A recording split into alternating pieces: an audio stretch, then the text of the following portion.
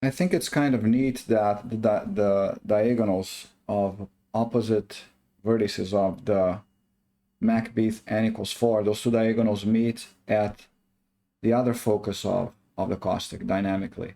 And then if you take the next in line, N=6, the three opposite vertex diagonals are gonna meet at this third point here. So it's no longer F2 of the caustic, but it's this third point. If I change the aspect ratio, they continue to meet at some designated point. Mysterious. This is kind of, this has the flavor of limiting points of two conics. Okay, so maybe this is sort of the inner limiting point, and there's like an outer limiting point here.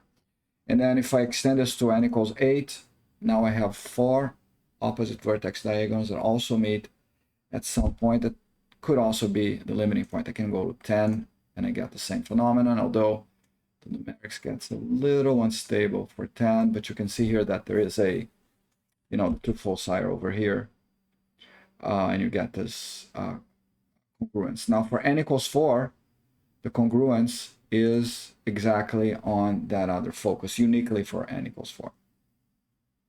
Okay, see you on the next video.